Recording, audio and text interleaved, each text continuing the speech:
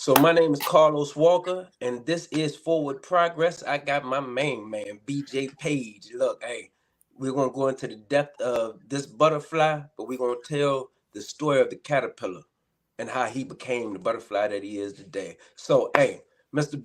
BJ Page, share with them who you are, what you do briefly, then we're gonna go into the story. Man, say less, man. I'm BJ Page, man. Blessed to be here with my good brother Los. I'm returning citizen liaison for Prince George's County. Also, I specialize in workforce development, motivational speaking. So I help our men and women coming home find their careers, man. And that's what I do every day of my life. Okay. So, Mr. Page, we gonna, as I said, we seeing the butterfly, but what we about to do is go into the backstory. Yeah. How you became. Tell me a little bit about your upbringing before you went in to your cocoon. Yeah, man. So man, I often say, man, I just accepted some of this in the last few years. So baby, even say it this way, good brother. Sometimes we hold stuff in and don't let it out. But man, growing up, I was like I was the guy, man. I was all county basketball, all state football, homecoming king guy growing up in high school. And that's really what things really shifted because I was always, getting in trouble, not knowing why. If you read my shirt, it say your network is your net worth. That's the last 5 people in your text message, email, voicemail. They show your value. Back then, my value was really, honestly, hanging with the wrong people. As cool as I was, right? I always just was attracted to the people that was doing things otherwise, right? So I ended up getting kicked out of, Prince George's County public schools. Next week, I got kicked out of DC public schools. Then I got kicked out of little homeschooling. And I ended up going to another jurisdiction out Montgomery County, Maryland. And things was different, bro. I was like, man, this is different. So what that was exposure, right? I know we're going to have a lot of deep conversations. That was exposure. So remember that for later. But I ended up losing my scholarship. So then I got in so much trouble. It was like I got to figure out something. So I went to the military. One of the best decisions I ever made in my life. Yeah, man. Yeah, thank you, bro. But one of the best decisions I ever made was going into the military. And I really wasn't ready. I was the same young dude. My mother had to sign for me to go in. I was 17, but I had to figure out something. So in figuring out something, I went in young, but I still bought them city ways to the military. I was in Louisiana, man, and I loved it. I was, on the scene. I got into the rap scene heavy, but still in the military. And, unfortunately, I found myself, locked up and kicked out the military. And that was like the whole beginning of where we're going to lead to the rest of this convo. Okay. So I didn't even know that you was used to rap. Man, boy. Man, you hiding gifts. Well, we ain't gonna get into that. That ain't for this show. But so got kicked out of the military, gained exposure. Yeah. Give me a little bit about exposure real quick. Man, the word I use in this space of helping people with careers, it is exposure, but I use exploration. So it's like the cliche, you from where you from, and a lot of people, rappers, get killed from where they from because they never see nothing different. Come on. So that exposure showed me that, man, just in the little old DMV, DC, Maryland, Virginia, for all our listeners listening worldwide, and in the little DMV area, just a few miles down the road is so different from where I'm from. And that was the beginning of like the military gonna be all right. So you ask what's exposure? If I didn't get in all that trouble, before the military, and I didn't get kicked out of all them schools, the exposure that I had to go to Montgomery County public schools, I probably wouldn't have went to the military because I'd be like, I ain't doing that. I ain't never seen nothing like that. I don't know. They ain't sending me. But because I knew it was so different from where I'm at in Forestville, best snickerdoodles in the world, to Montgomery County, if I didn't have that exposure, Los, I probably wouldn't have went to the military. So all those broken pieces, I would say, gave you an avenue to get to where you needed to go. It was gave me the light. Like, yes. It'll be okay. Your broken pieces became your raft. The only reason why I'm using this, my brother just told me about Paul, and how God had told Paul the people was ready to jump off board, and God told Paul to tell him, don't jump. He said, all of y'all gonna live. Not one soul will be lost. So they end up getting into a shipwreck, but all the broken pieces that of the ship was how they made it onto land. You held them up. So if they had a jump, they would have never had a ship that was in broken pieces to get them there. So everything that you have been through got you to where you need to be when you needed to be there. So just to move forward just a little bit, tell me about your extracurricular activities that you delved in that led you to prison. My situation was a little different, you know. So I was locked up in military jail, and really they caught me on a charge called Article 134, which is really like the catch-all article. And by catch-all, for those that's listening that don't know, in the military you have a uniform code of military justice, which is kind of the laws of the military, right? So I'm gonna tell you what happened, but I want this the backstory so people understand it. So when they attempted to push my charges to the civilian world, and the civilian world was like, man, we ain't got time for that, man. Y'all figure it out. It got pushed back to the military, and they really didn't know where to put it at, so they gave me the Article 134. But what I got caught for was just really not following the directions and not telling the truth on an order. So I was told to do something. I was told to really tell on a few of the dudes that I got in trouble with, and we're gonna tell you the trouble too. And I was like, man, I'm not doing that. Not even on no snitch factor, because you know people got their own definition of what a snitch is. And sometimes I don't like people's response, but I wasn't gonna bring somebody else who didn't get caught with me in my drama. Like if I got caught, I got caught. It had nothing to do with nobody else. But what I did, man, I was pushing them guns heavy, man. I was pushing them guns heavy, and they really couldn't catch me, Los. Like they wanted to figure out how I was doing it, how I was maneuvering. I was in the rap scene heavy in Louisiana, man, heavy. And I was just navigating with all the wrong people. Your network is your net worth. With all the wrong people, man. I was more inclined to be with a Master P and a little Flip and a Boosie than I would be my military people. And that's just not how you should be if you're in the military. You know what I'm saying? Like, does that make sense? No, that makes sense. Look, hey, the world that you look, that would be like me right now. I'm in the art scene. I deal with a little bit of I interview artists.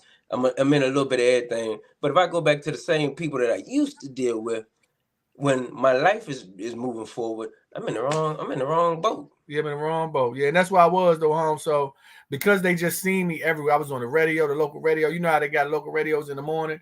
It was me doing the intro, rapping on the intro to get. Matter of fact, Baby, like not Hurricane Chris, but Baby.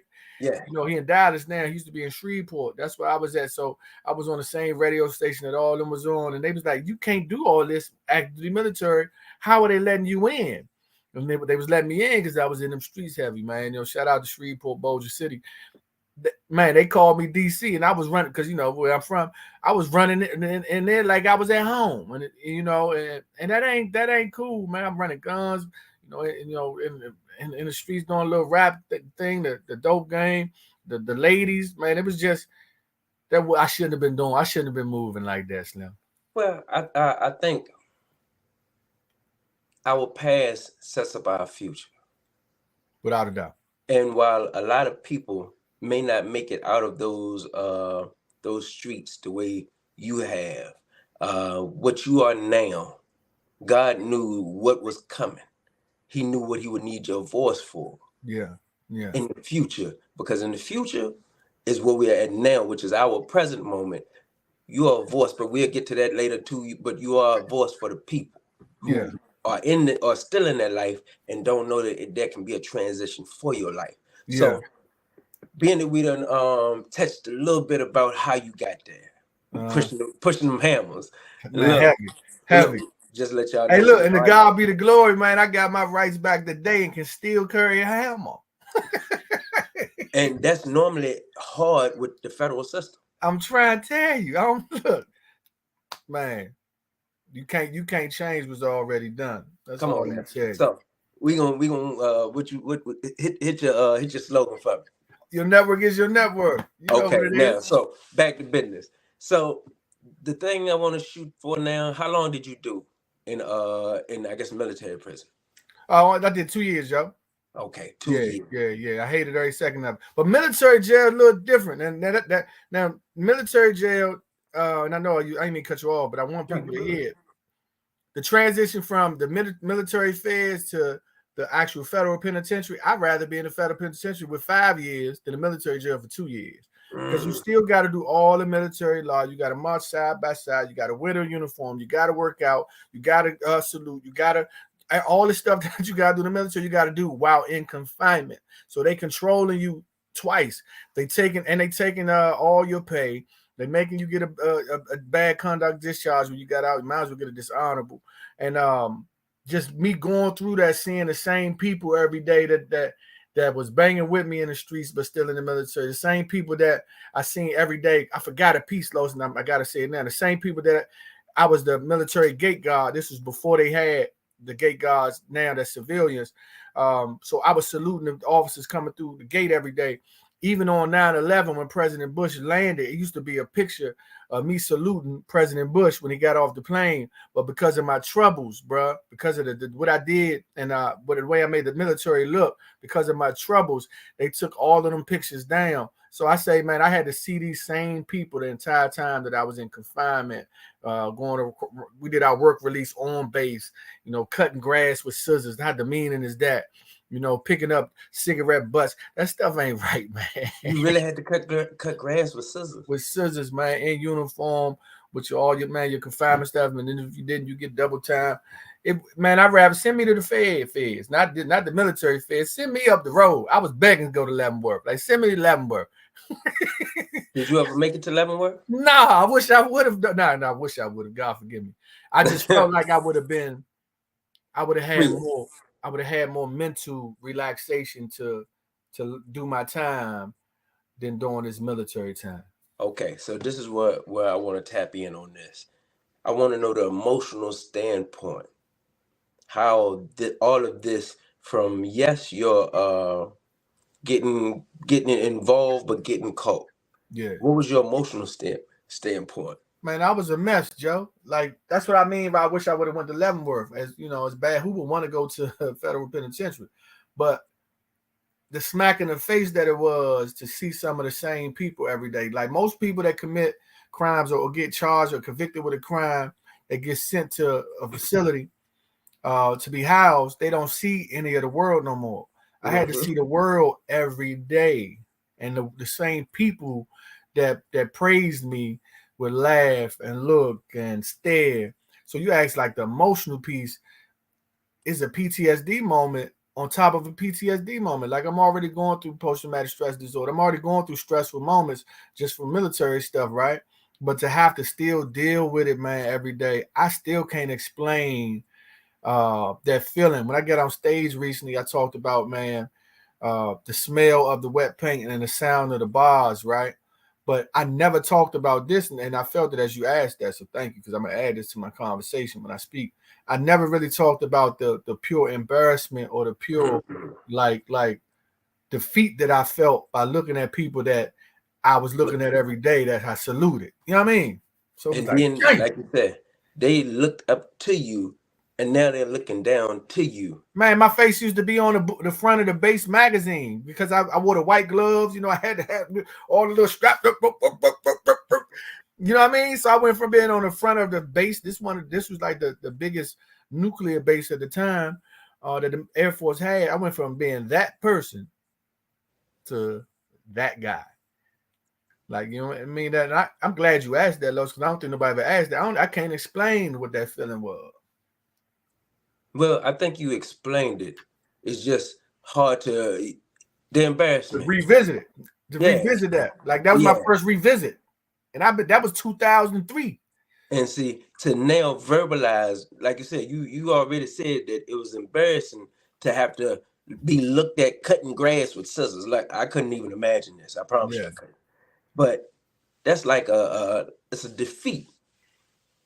But to now look at you, I'm going to tell you, look, hey, it was a badge of honor. Look, and I'm pretty sure some of those people who are still in the military, some of those people who are looking and say, who was looking at that time was looking at, look at him, he didn't fail. Mm-hmm. only to rise again. Yeah.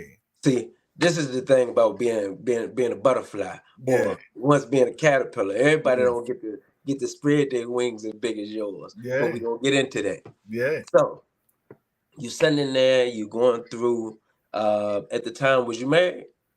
Huh, great one. So Los, I was married, but not to the wife that you know. Okay.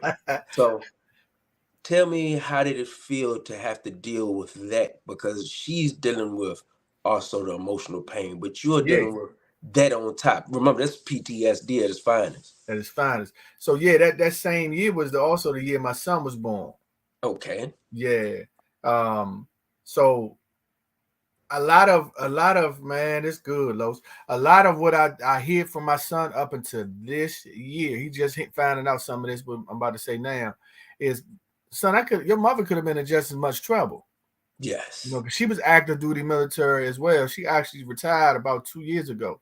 So she got to continue her whole career, right? Mm. Um, and get retirement benefits and all that. So I got locked up, lost my pay, kicked out, bad conduct, discharge, no benefits, all of that. And it was my charge. But when people in close confinement, people know stuff. You know Mm-hmm. that spouse privilege is not real in the military. Like you knew he was doing this, and I'm like, nah, she ain't know. But no, long story short, it was the same embarrassment for her, I'm sure, because the people really didn't know her, but they still knew me as the guy on base. So now they say, oh, he was married to somebody stationed here. Now they looking for her, I'm sure. Well, where she work? So I'm sure she went through all types of embarrassments, man. And I remember, man, my son, I told her don't even come visit me. I got I got court-martialed and sentenced straight on July 3rd, and I knew it was a high probable chance that I would. And I told her, man, don't even come see me tomorrow for the holiday. Don't bring my son here. I don't even want you to. I don't even want him to be here to see me. Go ahead and go on a vacation. So all that to say, man, I'm sure it was a terrible moment for her. And my son just this year, I think he realized that the relationship that his mom and I have is not the best, and now he kind of knows why. Because it started way back then when I probably ruined everything that she looked at to be the best marriage and career and all this other stuff. When honestly, obviously, the military wasn't for me. Obviously, it wasn't for you. Look, there was a bigger purpose Yeah, for yeah, your life. I like to say, look, hey, everybody don't get to live 2, 3 lives yeah, in one life. You yeah. do. That she just Mm. lived one. She literally just lived just a military life. Look, coming out of childhood into military and lived that. You, yes, childhood, street life, military, come home. This is what we're about to get into the crux of all this stuff. Uh, where are you at now, and what do you want to see in the future? Well, coming out of prison. Yeah, I was about to say I don't even want to go straight to where Yeah, I yeah, am can't now. go straight into that. Yeah, Coming I out want to of, talk about the 10 years, and we there ain't we got to go. talk fast on it, but I want to talk about the 10 years from when I came home to when I figured it out. Come on now, let's get into It took this. me 10 years, Los. I was in the wilderness for real, Slim, trying Come to on now. figure out, not trying. For those who use that word try, you can't try. You either do or you don't. I You were can't figuring it try. out. I can't try to do this interview with Los. I either got to do the interview or I don't do the interview. It's no To try. me, to just to add to that, Yeah. to try is just a thought. Yeah, it's fake. It's a facade. When you start doing, Yeah. you're just doing. Or don't do. I mean, Or don't do. it's a choice and decision that's made. You either Come do it on or you now. don't. So it's no gray area in do or don't. And people put try in there like, oh, I tried. No, you No. didn't. No, you didn't. You ain't tried. You didn't. Or you did and did Or not you push all did. the way forward. Yeah. But anyway, them 10 years, bruh, is where everybody know me from them 10 years. The Okay. 10 years was sacrifice, son, daughter, new wife. It was them 10 years was pain, 30 jobs. No, 30 companies, 40 something jobs, figuring out what I was going to do. Them 10 years was a lot of substance, drugs, alcohol to fix the pain of me not being successful to my level of success. Them 10 years was like a struggle of who are you, Slim? Like, BJ, who are you? And I couldn't really answer that. So those are the times that if somebody listening, if you going through that, yours might not be 10, yours might be 2, yours might be a month, yours might be 20. It But might be wherever you one day. going It through, don't matter. yeah, wherever your blossom is, when you blossoming, from the caterpillar to the butterfly, right? When you're in the cocoon, when you're going through that process, don't let nobody tell you how long and determined it should be, because only you and God gonna really go have them conversations to figure it out. Mm. So the struggle was in them 10 years, bro. For This was real. your exercise moment. What most people don't understand is this: inside the cocoon, the caterpillar removes his old body Yeah. and turn into nothing but a goo inside there. Yeah. And it's vulnerable sitting in a cocoon where anything can deal with it, emotions, it gets everything that you just named. Now, I do want to know a few things. Give me a few of those jobs, those 30 something jobs that you did. Hey man, they be laughing at me, Joe. They be laughing. I was grocery store, hospitality, automotive, and I mean mechanic automotive, sales automotive, um, um, um, Washington Gas. That's the gas company. Sales in Title Max, like my own company and a nonprofit. It's crazy, man. It's in my book too. You know, those who don't know, it's teachable moments when you're on podcasts. Here's a teachable moment for those who don't do a lot of podcasts. You always got to give your drop when you give your drop. Back to y'all. So in my book, Finding Your Nemo, Your New Employment Makeover, it talks about the 10 steps to finding your career for life. And I talk about all those jobs, those you didn't even know that we was walking into that, did you? I talk about all them jobs because it took me all those jobs to get to where I am today. I'm sure we're gonna talk about it. Because if I didn't do all them jobs, I wouldn't be a workforce development guru to navigate to how you get a job, how I do an interview, how I do my resume, how do I present myself, how do I do my social media, how do I find a career? Come on now. You know, it's like them seminars you go to, man. You be like, man, the dude talking or the woman talking be like, man, I'm gonna show you how to be a millionaire. And then you like, they pump you up, then you write all your notes, and then you do your research on the person, and you say they not even a millionaire. So my point to that is, man, for me to be the workforce development guru helping people find careers, it's because I really know how to do this joint. I can find a job. You did 30 something jobs. Look, hey, Yeah. look.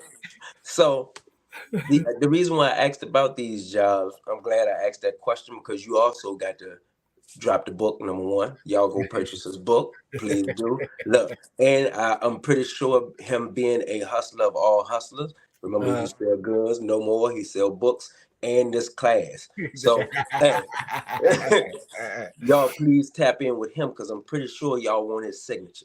You never know where a person, an author, may be in the future. Buying a book on Amazon is one part, but purchasing personally from the author himself is vitally important because that's a millionaire sitting right there. Yeah, without a So doubt. now to kind of move it forward just a little bit, jobs. Tell me how what is your nonprofit some of the bow ties geared to. Yeah. So that was really the claim to fame, man. Right after them 10 years, started a nonprofit called Boys to Bow Ties, where we help adolescents, young men ages 8 to 18, just grow to be a man. Because unfortunately, but fortunately, because it is what it is, a lot of young men in inner cities don't really know how to be a man because we really ain't have the best representatives. But there are some great fathers and some great men. They just don't get highlighted enough for us to have them as representation. So we just helped them, man. And through the years, man, we no longer have it as a nonprofit. I do have another nonprofit. I have as programs, and I attach the programs to other people's nonprofit because I know I can only go but so far. But if I show other organizations how to do it, we can change the multitude of young men for the future. So basically, what you're doing is ciphering them through a cipher to build them up in different perspectives. Yeah, Your and work it's outside the box though. It ain't like people like what kind of programs. It's stuff like how to wash clothes, how to cook, how do you clean the house, how do you change a tire, how do you be respectful to other people, how do you treat your mother. Like it's so many things that we just don't think about to be a man. But to be a man, you got to do all these things. How to budget your money. Like, come on, man. Nobody teaches that stuff, Joe.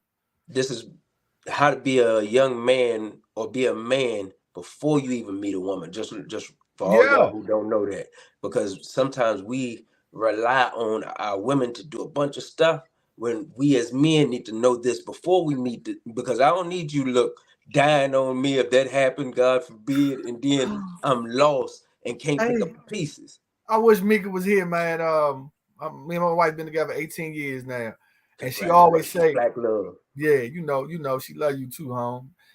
It's great to have us three to spend some time together out Baltimore too. Just us Look, three. it gave look. It was You set crazy. my heart on fire. It was Appreciate crazy. that. But anyway, she always stated to other women, like, man, my husband don't need me. He want me because everything he need to do, he can do. He don't need me to cook. He don't need me to clean. He don't need me to find the money or budget. He can do it all. But I want her, and I want men to feel that way. Like, man, you want to show up where, look, I'm adding value on every part of life to the ladies that you meet. Like wherever she's lacking at, you can be like, oh yeah, I'm good there. Like that's what you want. That's what you want to be. I just I do I don't know if you ever heard the Tory program. Is one of Bishop T.D. Jakes' I program. about to say the TD Jakes joint. Okay, yeah. So I'm a volunteer for it. I volunteer every Tuesday, and we just heard Dr. Miles Monroe, rest in peace. He was talking about how men don't have their value anymore because Wow. guess what? We society has deemed this. Women are independent now, so they have their own houses, they have their own cars. What value do a man bring to the table Wow. when a woman have all this stuff? And you just told me, look, you the program sets you up basically for a man to bring an extra value. I don't have to have all the money in the world. I Yeah. don't have to have all this in the world. Yeah. But what I do have to know is who I am. That's number Yeah. one. One, know God. Two, know who I am Yeah. in the world and in my relationship, and bring another value that even if she got all this stuff, guess what your wife know? You can do all of this stuff, but you bring a value to her where she's lacking, you fit. Yeah. Where you lack, she fits. To Yeah. me, that's beautiful. Yeah. And that's how it should be, Joe. That's how it should be. So tell me everything that in a nutshell, everything that you do now. When I say in a nutshell, because I want the people to understand what success looks like. And it's not always about money. It's about the fact that you changed your lifestyle. Yeah.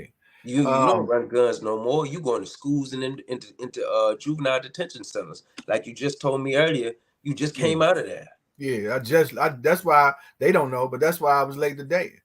I just left juvenile detention center out Baltimore Eagle Street Academy. But my life is today is as the title, I'm the returning citizen liaison for Prince George's County, Maryland. First ever, never been nobody there, never even heard of such a thing in Prince George's County. And my job in that role is to be, I say, like the air traffic control, bring all of the resources and stakeholders and people and families all together for everything that embodies returning citizen. So when a man, woman, boy, girl come home from any type of justice involved situation, that they have a landing point. The plane is landed for all of the resources that they need, whether it be mental health, behavioral health, careers, housing, supportive service, whatever it is, because we don't really have a lot of that in Prince George's County. We do now. That's one role. And another role, bruh, I am, I guess you can say internationally, as the workforce development motivational speaker, really helping post-secondary youth, basis ages, 18 to 24, find their careers. Like, what do you do? What are you great at? And in that role, of course, I still touch our men and women that's behind the walls in that same space. So I reached the, middle schools and the high schools so I can teach them that when you are 18 or when you finish school, whether you're going to college, the military, or to the workforce or civil service, whatever it is, that you're really focusing on your strengths to find your careers to the best that you can, the quickest you can, because the opportunities are there.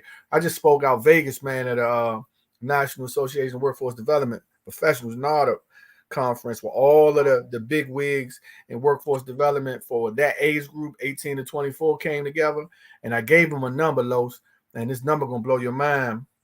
10,860,000 youth ages 18 to 24 don't have a job or career in this country.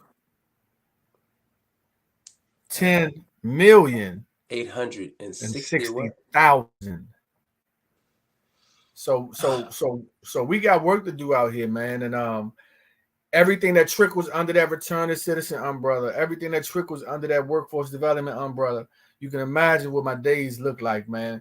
When he told me tap my chest earlier, your network is your net worth, man. I'm blessed to be able to be in this space, a multi-billionaire, man. I reach some of the most powerful people in this country from the work that I do.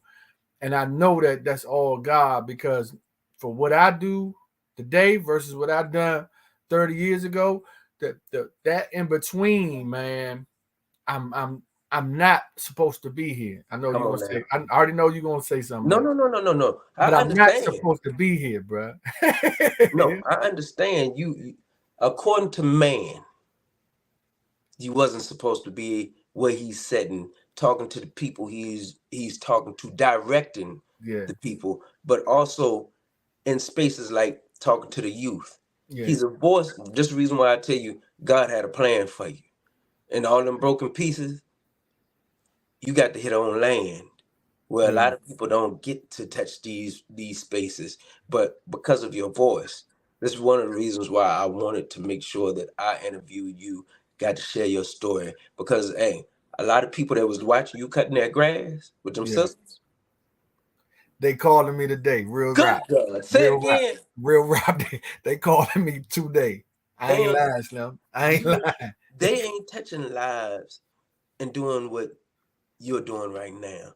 And it's not to step on their toes. Thank God they kept on with the life that they had. Yeah. But I can thank God today that you didn't stay in the army. Yeah. And do that part. That you do have the voice that the youth will listen to, that these billionaires, these millionaires want to touch and want to, let me see, your network is your net worth. And they want to grasp a hold to who you are, because guess what? You worked 30 jobs. You was in the military. You did go to the to prison. And all your broken pieces are the reason why you landed now with purpose. Yeah, without a doubt. Man, I forgot one more thing, man. And I think it's value to me for sure, and it's value to you for sure, but it's value to your listeners, man. I'm also the first ever DMV chapter president, DC, Maryland, Virginia. DMV chapter president for the Next Level Speakers Academy. And anybody in either the speaker space as motivational speaker, or anybody who yearns to listen to motivational speakers, you know at least one of these three people. Next Level Speakers Academy is powered by world-renowned Eric Thomas, Jeremy Anderson, and Inky Johnson. So those are some of the biggest names in the speaker space in the world, right? So they decided to chop up this academy, because instead of them attempting to do it on their own, they said, we're going to build something with each region. So I have DC, Maryland, and Virginia as the president, man. And that's so big to me, because I know I listened to the same motivational joint for them whole 10 years. And it helped me, bro. It was a Will Smith joint. You know, a lot of people go to all these other people for motivation. It was a Will Smith joint, the 10 levels of success for Will Smith. Mika, my wife, y'all. Mika thought I was crazy, because I would listen to that joint 2-3 times a day for 10 years, Joe. No, but I needed to hear that. I needed to hear it. And it changed me, Joe. Look, I've been doing. You remember? Did you ever watch? What's the McDonald's story? What is it called? Yeah. The McDonald's joint, the movie. Yes, the movie. Yeah. So you remember in the beginning of it, my man was listening to motivational stuff all the time. I took that. So how I started, even just this ain't about me. It's just to piggyback off what you're saying. I started off listening to Steve Harvey. Yeah. I went to my man Les Brown. Good. I quit listening to Les, because Les used to talk about cancer too much. I didn't want to hear that. Look, then I fell on Bishop T.D. Jakes, and He's fed me for the last, I'm gonna say, almost 2 years now. And what it has done is built me up. I listened to my another mentor. He did, Jim Ron, old white guy. Oh, you giving up my ace in the hole, man. Who, Jim? Yeah, so okay, I want you to finish what you're saying. We're gonna come back to Jim. And Jim has literally, Jim tell you to work on self. It's a development thing. And from self, what happens is everything else opens up for you. Go ahead. So I'm gonna say it publicly for the first time because you brought him up. Now, if you not if you because you do now, when you listen to me, watch how much Jim you hear. I just do it my way because I listen to him from Will Smith mentioning him, and I'm like, who this cat? And I looked at how many years he been doing it, and now the words that he done put on wax for me to listen to, I just regurgitate them. I say it in a most honest way, a cultured way. Because Jim Ron can't reach my youngest around the way, He but I could can. if they understood him, But but they don't. They ain't gonna understand it off top. So I take Jim move and say, you know what? Let me soak that and make it mine and do it my way. Now watch you, Lord, you're gonna be like, oh. Hey, this is one of my mentors. Look, he dead and gone, and that man don't know that he done touched. Look, young, he knew, but he didn't know how far this was gonna go because he done touched 2 young black men and several others. Ain't no way he thought that 30 years ago. He did if you go back and listen to what he said, because he was in a different space, man. God chose him for something. Yeah, he was but special. This is what I know about us, especially you. God chose you to take that man's voice or some of his stuff and regurgitate it back to the way we can learn it. Yeah. So if don't nobody else tell you, I tip my hat to you. I thank you for all that you do. Being a returning citizen, being one who was in the military, but not only that, being one who's willing to give back from to the people that, hey, sometimes we actually hurt. Yeah. So if don't nobody else ever tell you, I thank you, I thank you, I thank you for just being a voice, man. I appreciate that, Joe. And thank you for this interview because, hey, I get to share your story. Everybody don't know your story. Everybody won't get to meet you like I've met you and get to appreciate because you're a work of art. Man, I appreciate it. And speaking of meeting each other, you know today, bro, birthday too. Gotta call him. You know, he hit me last night, asked me. You hear me too about the game. Yeah. And I didn't look. I couldn't. I won't able to make it.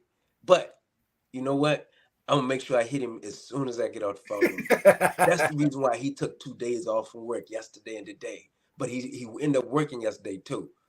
Y'all don't need it. Look, hey, this is what you call transparency. I ain't want the listeners, they're gonna appreciate the realness in the conversation because this ain't just us, shooting the bobo. Nah. This is transparent people because you and I talk, and we talk to other people like bruh. So happy birthday, my co-founder that we talking about. My co-founder of our rap debate, Iron Sharpens Iron, who we talking about.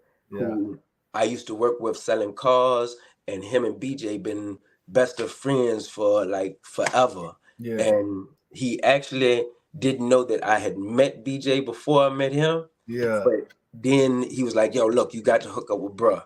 And he ended up linking me, and hey, I'm grateful for. Thank you. He didn't tell you he used to rap.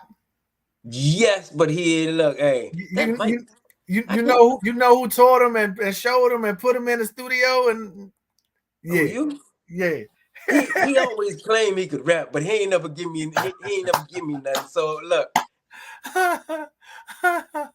just know that in the future y'all gonna see some big things with me, BJ, and my co-founder Drew. There's a few other people, but look, this is forward progress. If you could tell anybody, old, young, middle age, what would you give them? One of the most profound things that you could ever think of. What would you give them? Most profound. This scholar, this doctor, uses this quote. He actually owns it, man. He owns it as a trademark. It says, "Your network is your net worth." The last 5 people in your text message, email, Snapchat, voicemail, they show your value. Don't be afraid to change your network. Man, I wake up every day. If this horn don't look right, if I don't like it, if this joint say somebody who not adding value to me, I immediately call somebody like Los or Drew just so I can change my network. Because what you see is who you will be. So, man, that's all I got, bro. And just to let y'all know who that scholar is, that's BJ Page. I'm gonna say Dr. BJ Page for all y'all who don't know. So Yeah. this is Forward Progress, and hey, I appreciate you.